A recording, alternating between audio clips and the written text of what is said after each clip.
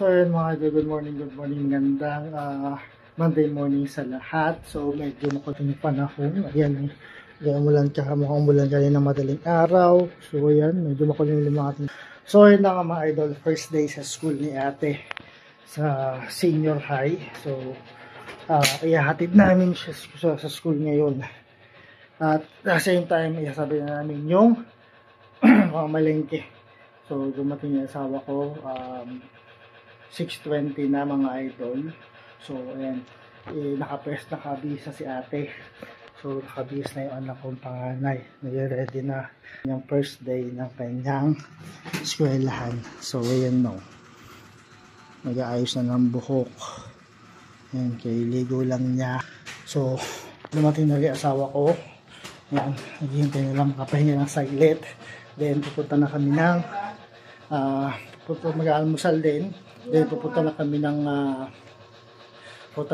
school sa Nuestra sa inyo de Guia. Dito papasok. Dating private. So kain muna kami saglit, almusal. Tapos malingkit, tapos ihatid na namin siya sa eskwelahan. Tapos diretso na rin ng diretso na kami ng pamamalengke. So almusal lang kami sandali. So ayan mga idol, maraming salamat sa inyong suporta, sa patuloy yung suporta. So sa mga solid supporters and followers, maraming salamat. At sa mga star senders, maraming salamat sa inyo. So ayan, shoutout sa inyong lahat dyan na ating mag-iingat. And shoutout din sa mga kasama ko sa Google, ayan, sa GSI, sa Play at sa GFF family. Shoutout sa inyo, sa Team Ana, Team Angel, Team BB, Team Brain, at sa TMDM Joanna. Shoutout sa inyo. Shoutout kay Daddy Jane, kay Danny Gonzaga, kay Chasol Jugito, Mark Lila JR. Shoutout sa inyo. Shoutout din kay Ladom sa atong Red sa Pyramid Florendo. Shoutout sa inyo. And shoutout sa mga pinsan ko, sa mga pamangkin ko, sa mga tito-tita ko. Shoutout sa inyo lahat, lagi mag-iingat. And shoutout din sa pamilya ko, sa asawa ko, anak. And shoutout din kila Mama Haro at Bars. So yan, so mamaya pag-uwi namin mamaya, dalawa na lang kami mag-asawa. So lahat sila pumasok ko sa school. So ayan yung asawa ko. Ayan. So simula ngayon hanggang sa susunod na araw kaming dalawa na lang mag-asawa ang magkasama dito sa bahay. So dahil lahat sila pang umaga. Oo, sige. So lahat sila pang umaga, kaya ayun, so umaga kaming dalawa na lang may iwan dito. No? So ayun mga idol, kakain lang, mag-almusal lang kami. Ayan, almusal namin yung tasty na galing sa Baker's Fair. Ayan. At magkakape. Then tapos na nakain na ate si ate. So ayan, mamaya na lang ulit. So ayan mga idol, paalis na kami ng bahay. Ayan, punta na kami, ihatid na namin si ate sa school niya. Ayan, orientation pa lang naman nila ngayon, first day orientation. Tapos bukas na yung pinaka ng school niya, klase nila. Ayan, lalakad na kami pupunta doon sa may sakayan ng tricycle para ihatid siya sa school. At the same time mag-ano rin kami, mamalengke na lang kami ng ulam para sa pananghalian. Ayan, pababa na kami sa sakayan mga idol. So ayan, papunta na kami sa sakayan mga idol para hatid si ate sa school. First day niya since private kasi siya, so late silang papasok. First day sa senior high ni ate.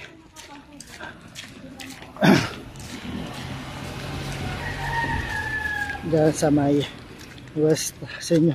Nuestra Señora de Guia hindi siya papasok.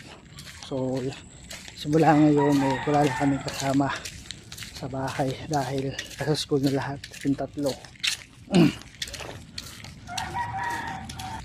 Ay, lakad na kami papunta ng Barrio Road para sa para doon sa buta sakayan sa may terminal ng tricycle.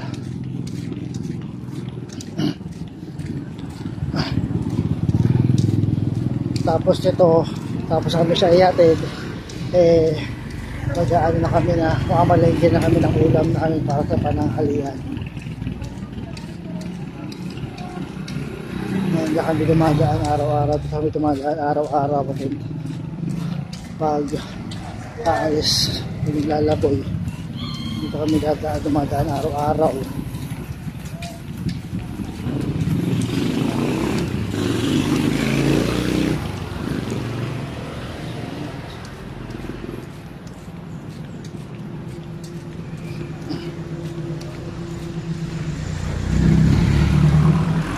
So mga idol, balikan ko kayo pag andun na kami sa school ni ate.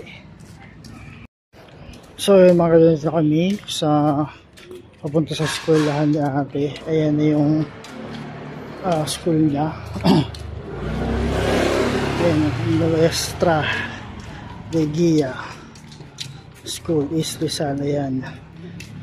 Ayan yung likod na pinanggalingan namin, Bagay San Pedro. Kanto niya is yung Pantayan. So ayan ang entrance. Ayan ang entrance ng gate. Ayan ang eskwelahan niya. Ayan ang eskwelahan niya mga idol. Nuestra de Guia, Sendero de Guia, Academy East Rizal. So ayan ang entrance ng gate niya mga idol. Nasa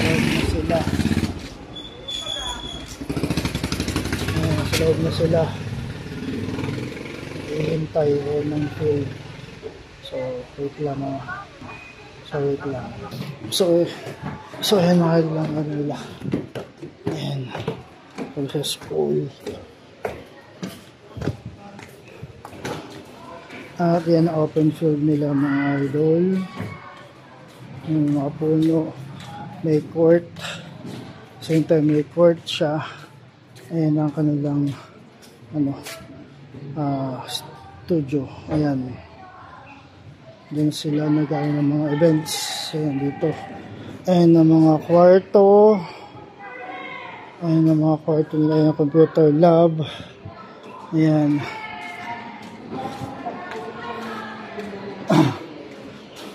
So ayan na dito kami sa eskwelahan ni ate sa Nuestra Señora de Guia Academy School. Ayan si ate. Ayan. And library. Ang registrar. Ayan. Ayan ang registrar office. Ayan library nila. At ang computer room dun sa tulong yung banda.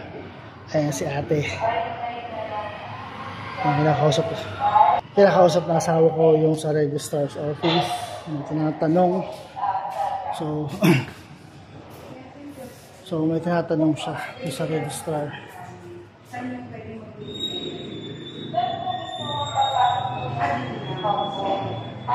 Pero formal lang naman at may flag ceremony lang po. Pero on a regular basis, kapag po hindi Monday, pwede na po sila ng reaction.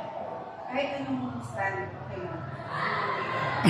So yung tinatanong asawa ko sa registrar regarding sa classes dito sa eskwelahan.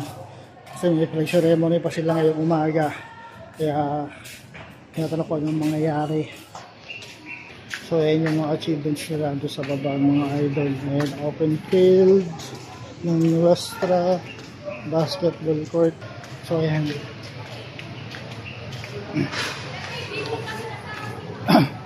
So doon muna siya mag-stay sa baba. Doon muna siya mag-stay sa baba. Maghihintay kasi may flag ceremony na sila. So ayan si ate. So mamaya na lang ulit mga idol, balikan ko kayo.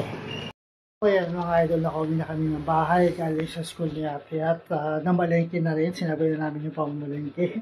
So umayata na namin sa school si ate sa bagay ng eskwelahan sa may yung dating pwesto ng Angono Private sa Nuestra de Guia, Nuestra Senora de Guia Academy School. So, doon siya ngayon mag-aaral. At mamaya pauwi na rin yun dahil orientation lang naman nila. So, sa mga magtatanong kung saan yun, doon yun sa may Barangay San Pedro. Ang kanto niya ay doon sa may Pandayan Bookstore. So, doon siya nakapwesto sa may dating pwesto ng Angono Private. So, umalis na Angono Private, doon lumipat ng lugar. So, sila yung pumesto ngayon doon. So, ngayon, wala na kami kasama dun sa bahay dahil sila lahat nasa eskwelahan na. So, everyday yan, kaming dalawa na lang mag-asawa ang matitira din sa bahay. Dahil po sila pang umaga. So, and bumili na rin kami ng ulam sa pananghalian, bangus. Ay, totocho natin yon. Yun, tocho bangus ang ulam namin sa pananghalian. So, papahinga lang muna din maya-maya magluluto na kami ng pananghalian. So, mamaya andito na sir dahil half day lang naman ang pasok nila hanggang alas 12 tsaka alas 11 lang ang pasok nila. So, maya-maya konti, bago mag-alas 11, magsusundo naman tayo kay sa bunso, kay Kulit, kay Pate dahil hanggang alas 11 lang ang pasok nila. So, susunduin ko naman sila mamaya. Susunduin ko naman siya mamaya. Alas 11. So, yan. Ayan, no. Ayan, wala na. Wala na tao. Nasa eskwelahan na. At, ayan. Oh. Ayan, sa eskwelahan na. Ayan. Eskwelahan na sila, wala ng tao dyan. Ayan, kaming dalawa na lang mag-asawa ang nandito sa bahay ngayon. Ayan, asawa ko, magkakape lang kami saglit dahil nakapagod. Kamili na kami ng gulay para hanggang bukas may ulam kami, kami ng gulay. Uulamin bukas ng pananghalian. So, mamaya naman ako naman na may pasok mamayang hapon. So, ayan. Bukas na umaga, ganito ulit kami. So, regular class na si ate bukas. Ngayon, orientation lang nila. Ngayon, bukas, regular class na sila. So, ayan. Kaya kaming dalawa lang mag-asawang may iwan dito. So, ayun mga idol, maraming salamat. Bukas ulit na umaga. Bukas na umaga naman, tayo'y mag-exercise. So, ngayon, pahinga muna ako ngayon. Pero bahala na. Dahil walang kasama magluto yun. So, kasama ako siya magluto. Kaya siguro bukas ako mag-exercise ulit. So, ayun mga idol, maraming salamat. Bukas ulit ng umaga. Mag-exercise naman tayo.